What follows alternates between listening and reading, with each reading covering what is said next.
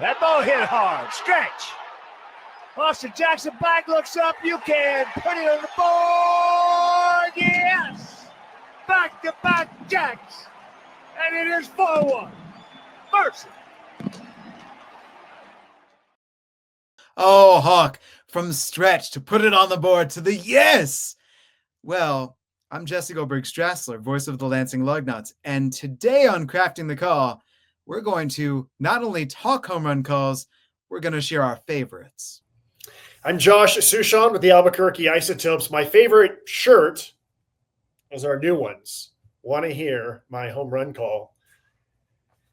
Yes, we have merchandise for Crafting the Call. This is an absolutely 100% shameless plug about our merchandise, but it's also a really good episode because, Jesse, from the first time that I started broadcasting up until yesterday, no doubt someone's going to say to me, what's your home run call? Whether you have one, whether you don't have one, whether you use it a little bit or every single time, people always want to know, what's your home run call? What's your favorite home run call? And that's what today's episode is all about. Now, let me tell you how many a broadcaster answers this. I don't have a home run call. It's organic. It happens in the moment. And my answer to them, after these years of calling baseball games and so many games to call, is it's good to have something to say when that ball gets over the wall. It's good to have something that you've practiced, that you know how to punch, and that immediately delivers that message. This is a home run. And because it's good to have something, it's very good to understand, what are my options? What could I try out? Because what you'll find is not every home run call works for everybody. Vin Scully famously did not have a home run call. I grew up in the San Francisco Bay Area. Hank Greenwald of the Giants once said, every home run is different. I think every home run call should be different. Bill King was probably my biggest broadcasting idol. His catchphrase was Holy Toledo, but he did not have a set home run call. There is another broadcaster from the Bay Area who did have a home run call, and we'll hear about that one later. Josh, you challenged me, just like you were coming up with your own list, to come up with my 5 favorite home run calls. Yeah, and so I left it a little bit vague intentionally. Did you decide to go with, these are just my 5 favorite home run calls as they were described? Or did you take the assignment that this is the home run call that this announcer overwhelmingly uses on a regular basis? I went with option number 2. So there's no touch 'em all, Joe. There's no we'll see you tomorrow night. These are trademark home run calls. All right. I did the exact same thing. It's okay, good. How often I think the exact same way. All right. So we're going to start with Jesse's top 5. You want to start with number 5 or number 1? Let's go number 5. And the fun part about this episode, before we really dig in, because we haven't revealed anything yet, we're going to get people mad. People are going to say, you forgot this call. You forgot that call. That's the fun of this. This is going to be each of our personal flavors, each of our personal touches. So we'd love to hear yours, but let's go through mine, beginning with number 5. 3 players have had 3 homers in a ball game. Names you might recognize: Ruth, Jackson, and Pujols. Whoa. Did we put Sandoval in there? Here's the 1-1 delivery.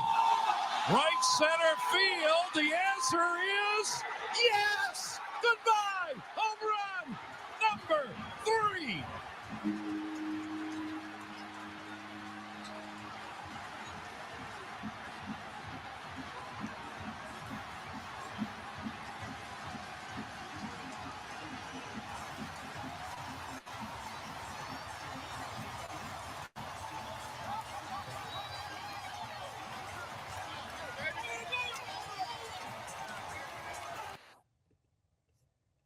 This is Gary Thorne, and he has a beautiful voice, that gorgeous bass.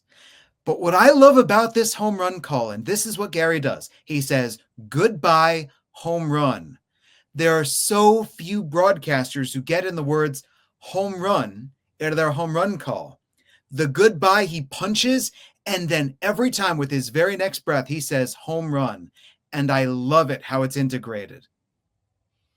That's a really good call and also a really bad call, that specific one we just heard, because he says right center. It's pretty much dead center. That happens, we're human, It's a really good call because he is perfectly foreshadowing what Pablo Sandoval is on the verge of doing. And then anytime that you set it up and then the next pitch, they hit it out, you look like a genius. I like his home run call. And as you were just saying, very few home run calls actually say home run. You made me think, oh yeah, you're right. There are very few home run calls that actually say home run. Which I like that. I think it's good to let the fans know home run, rather than you say whatever you say and then you pause for the crowd to go nuts and then you come back in with home run. I love that he gets in home run and then the crowd goes nuts. All right, we're off to a good start. Let's get to number 4. Calvin leads off for the A's against Kluber, and here's the pitch by the right-hander. Matt drills one to center, going back on it, turning around is Zimmer at the track. He will watch it fly, and what a night for Matt Chapman. Ken Korak, watch it fly. What do you like about it? So just like with Gary Thorne, we have a unique voice. Ken's voice is so unique.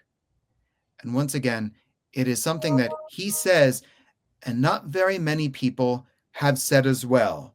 This is a singular home run call. Although I'm starting to pick up around minor league baseball that there are more broadcasters coming up who now are saying, watch it fly. I just heard Riley out in Tacoma used watch it fly. So I'm going, oh, Ken is being impactful. But the way that Ken delivers that watch it fly each and every time, you get the feel this is big. You can see it just with the outfielder. It delivers in the moment. It gives you the exact impression that a home run call should give you. I think it's interesting the different ways that we use, the different words we use for baseball. Sometimes it's she. Sometimes it's it. Sometimes it's that baby. Sometimes it's that one, right? There's all, because you don't want to say, and that baseball is gone. Like that would sound weird to say that baseball is gone. You say, I've said that before. It was weird. Right. Yeah, exactly. And what are the different ways that we can describe something going over a fence? It can fly over the fence. It can, so it's, I think Jesse and I both are like total nerds when it comes to like the study of words and vocabulary and what's the best effective ways to do this, which is, I think, what makes home run calls, if you do have one, fun. So our next two, number 3 and number 2 on my list, these are for my money in trying out all these different home run calls and making a study. And I put as many as I could in the Baseball Thesaurus. These are the very best ways to call a home run. And these can be used by whomever would choose. If you're coming up and you're calling a baseball game, you get that chance, and there's a home run that's hit, I would recommend that you use one of these two over your own chosen one, unless you had a really good one in your back pocket. So let's get to number 3, but I'll give you 2 examples of great broadcasters who utilize this call. High ball deep enough to score the runner. Great speed at third with Slater. High drive in the center field. Davis on the move. It is Outta here. And this game is over. And Lindor gets under one to center field. Harris going back near the wall, and it's out of here. Linsanity again. Francisco Lindor flips the script with a 2-run homer, and the Mets go in front 8-7. Oh, wow. Oh, boy. So Outta here, I would argue, is put on the map by Harry Callis. Outta here. In New York, Gary Cohen rushes the Outta here. He gets right into it, and he rushes right through as excitedly as he can. And Dwayne Kuiper out in San Francisco takes his time with the build. He hits it high, hits it deep. Outta here. Outta here is such a good way to describe a home run. And as a broadcaster, you can taste the words, Josh. You can really feel it. having grown up in the Bay Area, listening to Dwayne Kuiper a lot throughout my life, his home run call definitely evolved too, right? He did not come out of the gates with that as his call after his playing career ended. It's kind of evolved. And then even once he started to say it, he's really leaned into it. His voice, which has always been silky smooth, is deeper. It's even smoother these days. And especially for the big dramatic home runs, he really, really draws it out. He punches it. I'll never forget in my prior life, I was a newspaper reporter, covered the Giants for the Oakland Tribune. I was there when Barry hit 73 home runs in 2001. I remember I was given a VHS cassette tape, and it said all 73 of Barry's homers. So I put it in the VHS, and it was a variety of different people, but most of them were Dwayne Kuiper. And I remember just thinking, this is what it means to have a home run call, because Kuiper said, it is out of here very close to 73 times that year. It raises goosebumps. And you never say, whether you're Harry, whether you're Dwayne, whether you're Gary, you don't say of. It's Outta. Mm-hmm. It's out of here. Mm-hmm. And it's just, but that's number 3 for me. Number 2 is another call that I would say number 2 is the most popular home run call of all time. Ooh. All right. 3-2 the count. And they'll all be running. Ripken, the possible tying run, of course. And if Royals hit one in between them now, Cal might be able to score with this running start. There they go. And the pitch. Swinging a long drive to left center field. It is gone! A grand slam! The Orioles have won it!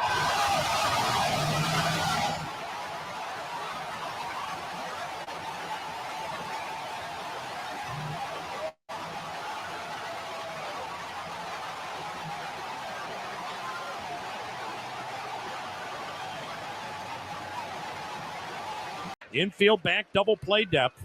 And the pitch swung on, hit high, hit deep to left, away back, goal!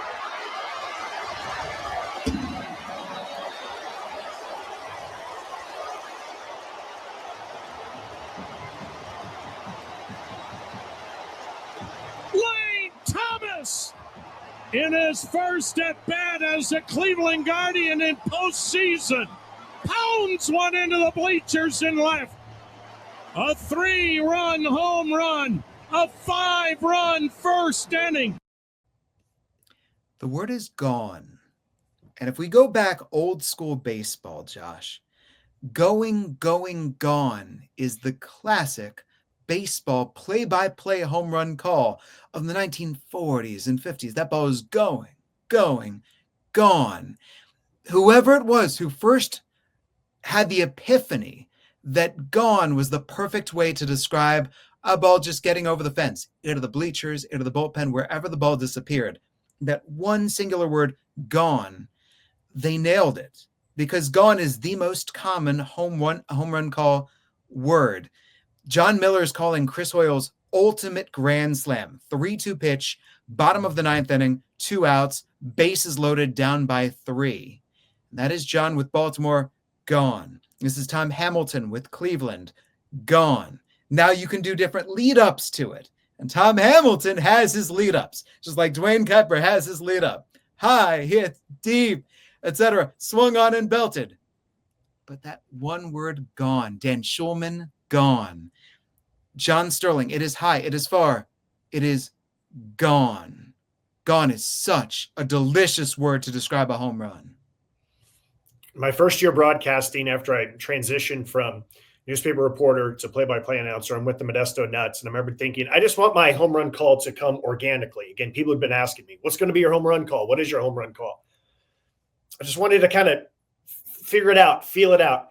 And the word gone is what I kept saying, because it's just the simplest, quickest, most natural, and so many other broadcasters have used it. It's in my brain that I would just end up saying gone. And I didn't want to necessarily make it my home run call. It's just the most natural way to describe a home run is to say gone. I still use it sometimes. I don't use it all the time. I've used it probably most often lately over the last, say, 4 or 5 years. If it's a walk-off, so that I can stretch off, goal, like a soccer broadcaster saying goal, because I kind of think of gone the same way as goal. And I think it just sounds more dramatic, when you can just lay out for as long as you can without losing your breath. So yes, it's truly just the most natural thing to say when a home run is hit. Ernie Harwell said, long gone. Mm-hmm. To my mind, the ideal thing about the word gone, before we get to number one, the ideal thing is the ball can be back, and you might not even think that it's a home run off the bat. So you're just you're tracing the outfielder, and the ball is carrying, and the outfielder is heading back to the wall. And then suddenly the ball disappears. It's over the fence. And in that instant, we can say, gone! And that takes care of everything. It's a really astute point. I'm glad you brought it up, because one of my main criticisms of home run calls is that sometimes it takes a while to get to it. And Yes. Sometimes you can get caught, you can get trapped, you get surprised one way or the other. You think it's gonna be a home run, it's not, or vice versa. And it just doesn't naturally flow off the tongue as well when you are trying to get into these sets of words that you use, which is, like you said, that's what makes gone so perfect. So that no matter what you thought was going to happen on the play, you can just say it, gone. Are you ready for number one? Of course I'm ready for number one. Number one is unique. And this is the circumstance that we're about to watch that I think is the greatest home run moment and home run call of all time. That's my personal tastes. But this is also the broadcaster's trademark call in the midst of surreal chaos. So join us. Rick is along with Mike Blowers. Time for our picks to click. Final game of the series. Mike, who's yours? I think clearly it's going to be Tuiasa Sopo today. He swung the bat well the last few times that he's got an opportunity to play. I expect him to hit his first big league home run today. He's going to get a good count today. He's going to get a fastball from Talent, and he's going to hit it out of left center field, probably maybe in the second deck. Okay, all right. I'm looking forward to it. Matt Tuiasa-Sopo's first home run of his career coming up, according to Mike Blowers. On a 3-1 count. On a 3-1 count, breaking ball, fastball. It'll be a fastball. He's a fastball pitcher. 3-1 count. Second at bat. How many rows back? Second deck. Second deck. How many rows back? That Two or I can't because people get their hands in the way, so you never know. And a left-hander's 2-1 pitch. And that's inside ball 3. 3 balls. I've never been so excited on the 3-1 count in my life. How about that?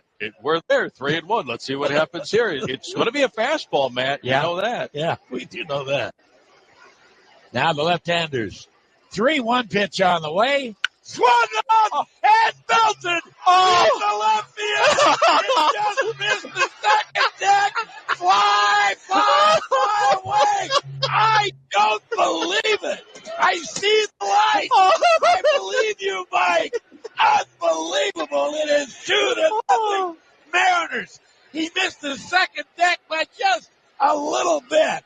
And Matt Tuiasa-Sopo has made the prediction come true on his second at bat on a 3-1 count. I have never in my life seen such a prediction come true. Mike Blowers, you are unbelievable. Matt Tuiasa-Sopo, his first major league home run, a 2-0 Mariner lead. Would you believe it? Wow. It's Nostradamus, except it's better than Nostradamus. But it's Dave Niehouse's Fly, Fly Away. Ken Korak had the watch it fly regarding the outfielder. Take the outfielder out of it and just let that ball fly away. And there was no one like Dave in delivering that home run call. That's so good. That's how much fun we can have and should have over the course of 150, 162 games, however many it is. Yeah, you just have fun. And no one ever remembers the incorrect predictions. They only remember the correct predictions. If I can do a humble brag, there was a time 3-4 years ago, Winton Bernard's on our team. And Bernard had doubled down the left field line, like just fair. And then you double down the right field line, just fair. And so I said on the air, well, naturally, that means he's just going to hit one to straightaway center, Sure enough, next pitch, he hit a home run to straightaway center. And I saw Winston the next day, and he's like, dude, are you psychic? Josh, that's my list. That's what I got for you. I like what do you your have list. for me? There are some similarities between our lists, which is natural because Jesse and I have similar broadcasting philosophies. But I'm relieved to know that our lists are not the exact same. Yeah. So, are you ready for my list? Yeah, let's go. All right. So, we're going to start with my number 5. Long drive. Could it be? Could it be? Out of here! Pat Burrell has tied the game with an opposite field home run. It is now 3-3 here in the bottom half of the 9th inning. Number 4 for Burrell, and what a big one. Okay, so you had out of here, number 3, you used Dwayne Kuiper, Gary Cohen. I wanted to use Harry Kalas because he went first. And the reason why I put it number 5 is just because so many people use it now. But in my mind, I think Harry Kalas was the first. I could be wrong. I do know the story of how he got it. He was at the batting cage one day. Greg Luzinski was in the cage, and Larry Bowa saw one go way up into the rafters at Veterans Stadium. And Larry Bowa said, that one's way out of here, or something like that. And Harry Kalas said, oh, I like the sound of that. And he says it. It's something that I have used because I also think that it just flows off the tongue. I think I've just heard so many people say it. And I like it on a lot of reasons, but because so many people have used it, that's why I had it number 5. I mean, Harry Kalas, with those golden tones and with the delivery.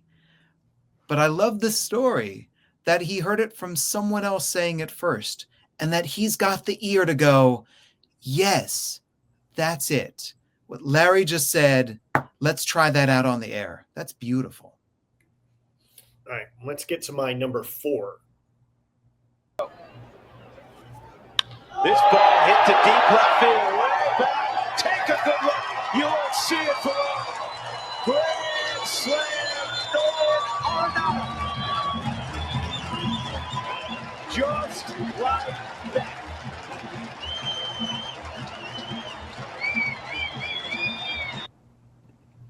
Okay, so that is Drew Goodman, Rockies TV. Take a good look. You won't see it for long. I like a number of different things about this. Number 1, I like that nobody else uses it. I've never heard anybody else use this, so it's truly unique. If someone says, take a good look, you won't see it for long. You know it's either Drew Goodman or someone doing an impersonation of Drew Goodman.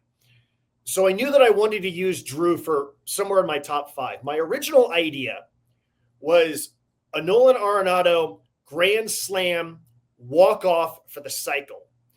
But when I pulled up the clip, he did not use his home run call. His normal home run call was not used. And I really respected the fact that he understood that the moment was happening and it just called for other sets of words, that he did not always use it. Again, it's a walk-off. It's a grand slam. It went for the cycle. So he did not use, take a good look. You won't see it for long. Drew doesn't always use that. He uses it a lot of times. He used it on that grand slam by Nolan Arenado. Those are 2 different ones. And again, I like that nobody else uses it. I like that it conveys what it needs to convey. I think it's just a really clever use of words. Didn't Harry Kalas for Mike Schmidt's 500th homer not say out of here? Correct. Yes, because my original thought was I want to get the Mike Schmidt clip, right? Yes. But Harry did not use his home run call. He famously said Michael Jack Schmidt and said some other things, but he didn't use his normal home run call. The other great thing about that home run call is you can say, take a good look while the ball is disappearing over the wall with the 2-parters or the longer home run calls. We hear broadcasters hurry to try to fit it in, and he doesn't have to hurry. Yeah, and especially sometimes Drew can time it perfectly when he says, take a good look as the ball is going over the fence.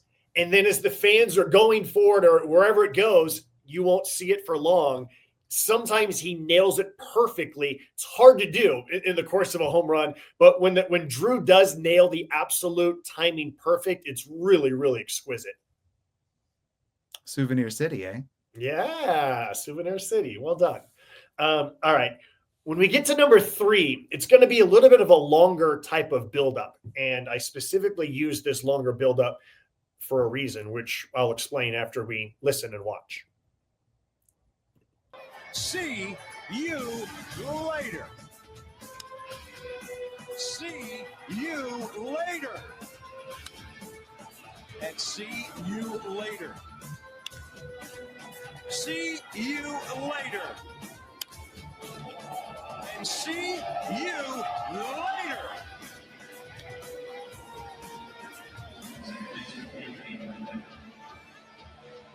All right, so it's time for your AT&T fact of the game, and that's it. 13 home runs in the 4-game series at Citi Field. Only 6? And they hit 21 on the trip, and Bob said, see you later, his famous call on 6 of the 21 home runs on the trip. That's 29% of the time. You said, see you later. I'm kind of relieved. I thought I did it every time. Getting a little old. Oh boy, now they're tracking announcer calls with all. But it's fun because the ball club's hitting the ball a mile and we're having fun with it. Well, truth be told, that was my idea. Okay. And I think that's about the right percentage. I mean, you save the see you later for the big ones. You just don't say it on any home run, wall scrapers, or, when it's 10-0. Oh my. See you in the bullpen. 2-1 as Wilson Ramos just jacks one right out of here.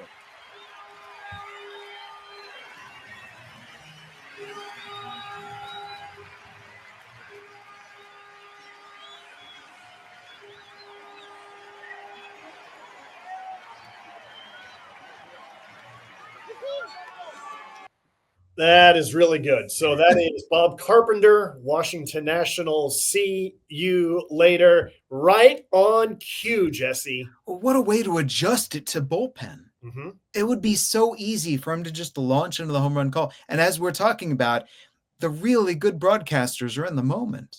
And he is completely self-aware. I would say self-deprecating. Mm-hmm. And highly in the moment, having a blast, all the while Wilson Ramos delivers a blast. For See You Later, I first think about Michael Regai, who I grew up and he was calling games for the Orioles on television. And then I would also connect it to Michael Kay's See Ya. Mm-hmm. But something that Bob does so well with the See You Later is he does not rush it. He takes his time. And I really like the graphic about how he used it 6 of 21 times. Right? Yes. And I think this goes into the philosophy of you can have a home run call, but it doesn't mean you always use it. I don't think you should use a home run call when it's 10-0. I don't think you should use the same thing when it's the first inning. I think that you need to save it for the big moments. So even the way that they were briefly breaking it down, 6 of 21, yeah, that does sound about right. That sounds about the right type of percentage that you should use for your home run call. And then right on cue, he hits it out.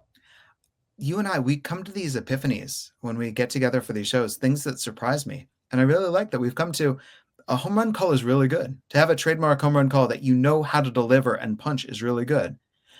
But you also need to know when to use it and when not to use it. All right. So along those lines, let's get to my number 2, because it's a different version of a home run call on a specific type of home run. John Wetland one more time set, and here comes the 2-2 pitch to Edgar Martinez now. And the fastball swung on and hit the deep center field. Bernie Williams goes back, and it is get out the rye bread and the mustard this time, Grandma.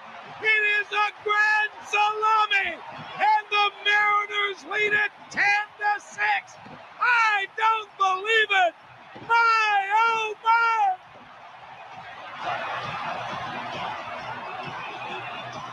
Edgar Martinez hits one off the tarp in dead center field of John Wetland.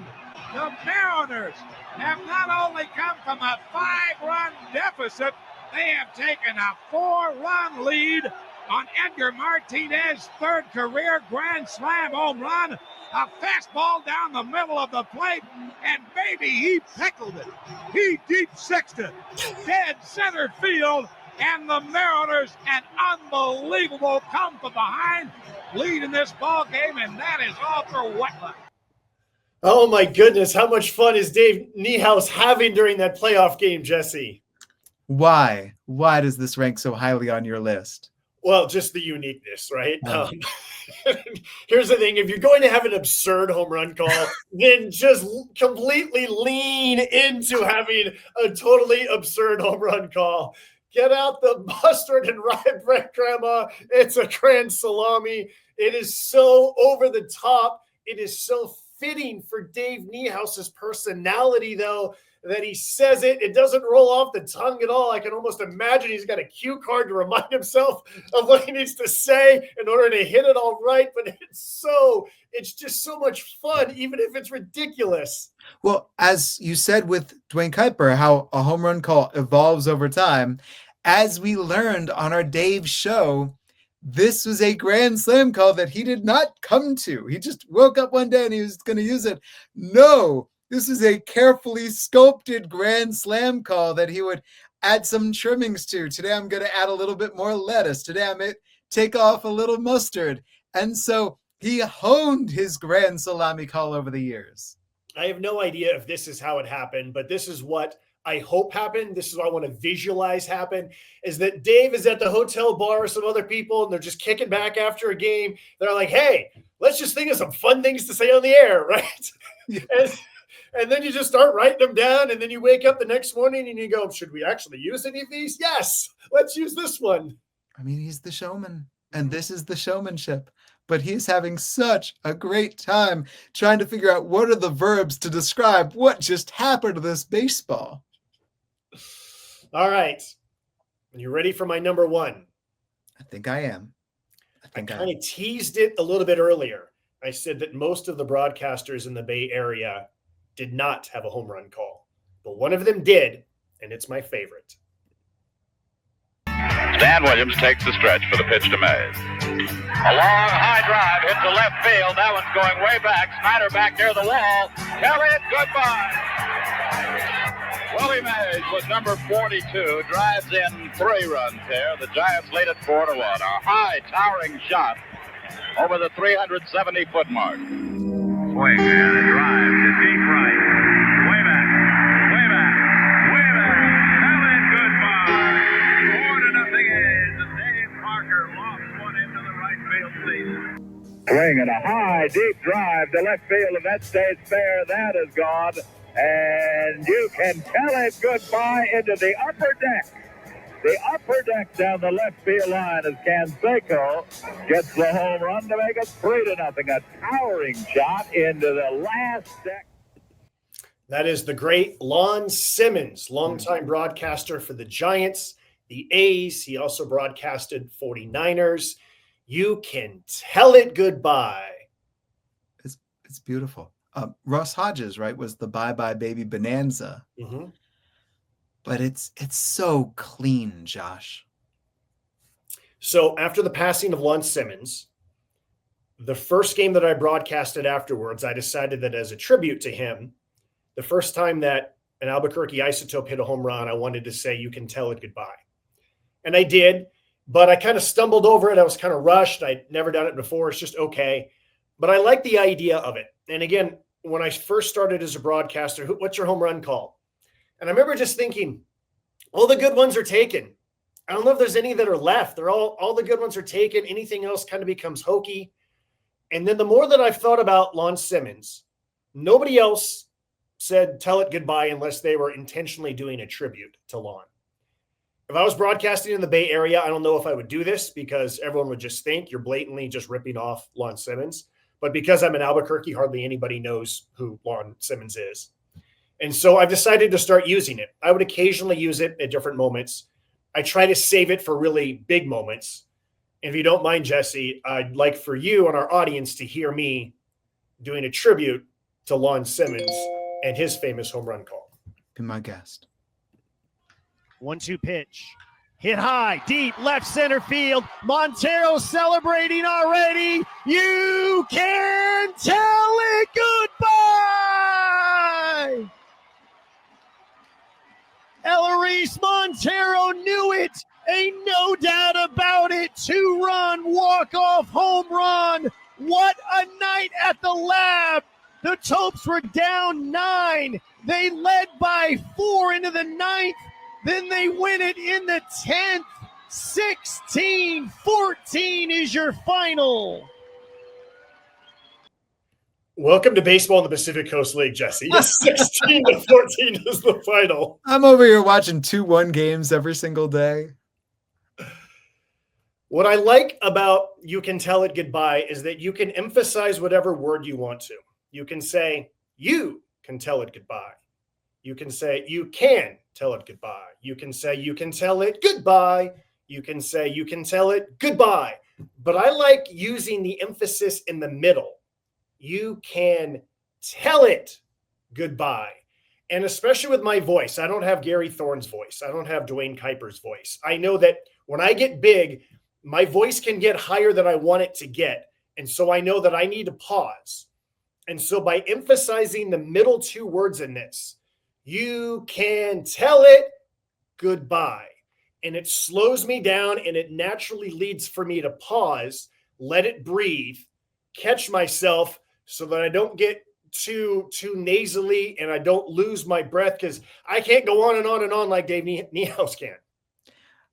I would argue that finding a home run call that you can get comfortable with and how it is punched settles you for the rest of the call, for that pause, for the delivery of the score, for all of the important details to come as you're taking in the moment, because there's such adrenaline that hits. And so to have something that you feel great saying when that ball disappears, I think that is a highly secure feeling. I try to use it again at big moments. If it's someone's first AAA home run, if it's game time, if it's go ahead, if it's a walk-off, if it just goes a really long way, when you know off the bat that it's gone and you can take your time and really sell it. If there's any sort of doubt about whether or not it's gone or not, I'm not going to use it. We had a walk-off Friday night a couple of nights ago from when Jesse and I recorded this. I did not use it because I didn't know if it was going to be gone or not, and I didn't want to get caught on it. There's a question about fair or foul. I'm like leaning like way over this way, trying to get a better angle on where the ball is. So yeah, I try to use it at certain times so that it doesn't become a crutch or where I get caught trying to say my home run call. Tell it goodbye. It makes me think of all of you've put your own spin on it. I grew up listening to Joe Angel, and Joe would say, way back, and then he would drop a wave it bye-bye. And I've tried every now and then using a kiss it goodbye. There's the goodbye, Mr. Spalding. But that idea of here's the influence, here's what you heard, here's what it meant to you, and now here's how you're integrating it. I think that is the heart of the tradition of baseball play-by-play. Yeah, I like that I can elongate it at times. You can tell it. I like that there's a lot of different versions of it. Lon Simmons' voice was just so unbelievable. I'll never forget one time I met my dad at Don and Charlie's legendary steakhouse in Scottsdale, and we could hear Lon's voice from like way over the restaurant. And it's not because he was like broadcasting. He just had that type of voice. I don't. And so Lon had the ability to call it and say, tell it goodbye. And it just naturally sounded deep. I don't have those pipes. So I gotta rev myself up a little bit in order to do it. I like though that every time that you deliver it, when the moment calls for it, that it brings back Lon to your mind. Yep. Yeah. And then anytime that somebody asks me about it, because, Lon retired quite a while ago now, and so a lot of people have forgotten about him, and it's my chance to say, this was one of my broadcasting idols. I grew up listening to Bill King and Lon Simmons and Hank Greenwald more than anybody else. And I remember listening to Lon when he did the 49ers, the great Steve Young touchdown run where he's about to fall down and he keeps breaking tackles over and over again. Lon was on the call for that. It's unbelievable. He's so good at it.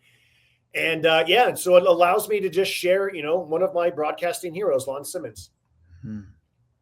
as we wrap up, it strikes me that Joe Davis now, national broadcast, World Series, Dodgers, that he does not, in my opinion, have his own trademark home run call following that Bay Area Vin Scully tradition.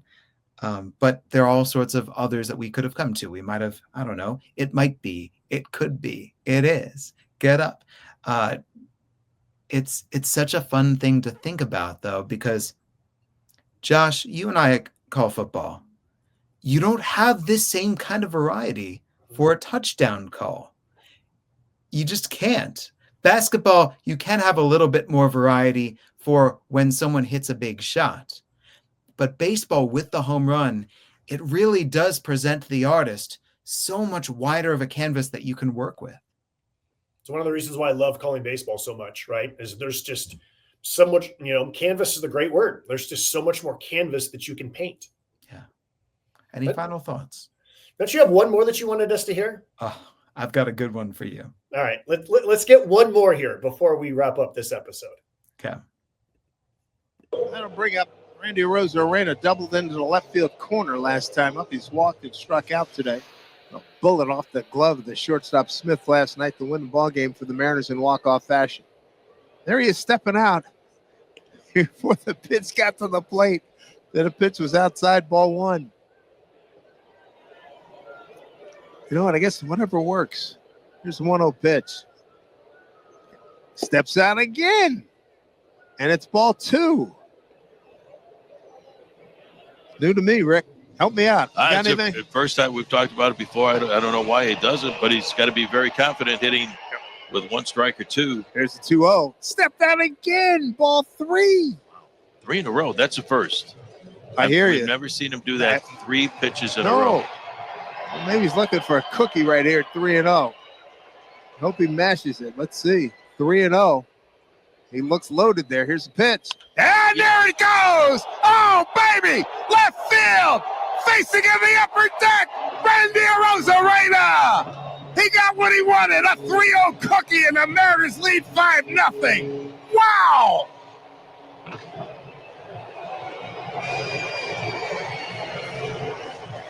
Sometimes a hitter sets up a pitcher. And I think that was a classic example right there. He steps out, ball one. He steps out again, ball two. He steps out again, ball three. I'm swinging. And Garabito comes in with a strike, and he just matched it off the facing of the upper deck in left field. Holy smokes, what a shot by Randy Arozarena. And by the way, he's a 2020 guy for the 4th time in his career. But Randy baited the trap, and Garabito took it hook, line, and sinker. And goodbye. Goodness gracious, that was amazing. Dave Sims. I love all the love for the Seattle Mariners broadcasters on this episode. Yeah. It's the ultimate troll job by Randy Arozarena there. I saw Barry Bonds do something like that, where he'd be up there, and then as the pitch would be delivered, he would just immediately know they're not pitching to him. And then, when there'd be 3 balls, he'd start taking off his elbow guard kind of thing. But never seen anybody anywhere remotely close to what Arozarena did there. When Vladimir Guerrero Jr. was in the minor leagues, they had to speak to him because he had a habit of, when the ball would leave the pitcher's hand, if he knew it wasn't going to be a strike, he would just shout out, "No!" And they'd say, "Vladdy, this ball is still on its way to the plate. You just got to stop saying no, man." All right. Final thoughts about home run calls, Jesse. I think it's good to have a trademark call, and I think it's important to know when to use it. And this was a pleasure listening and watching broadcasters who know how to use it, who know how to use their voices, and doing so in the thick of also having a blast. How about you? My biggest takeaway is that people should buy our shirts. Whether you are a professional broadcaster, whether you are an aspiring broadcaster, whether you're just a fan, whether you're a fan of anything, get yourself a shirt that says, "Want to hear my home run call?" But make sure you have an answer. If someone says yes, you better have a home run call ready, no matter what your profession is. Wait, look over Josh's left shoulder too. Maybe that's a future episode. Yeah, we'll see. Coming attraction. Josh, thank you for taking the time. This episode is gone. For Jesse Goldberg-Strassler of the Lansing Lugnuts, I'm Josh Suchon of the Albuquerque Isotopes. What is your home run call? Leave us a comment. See ya.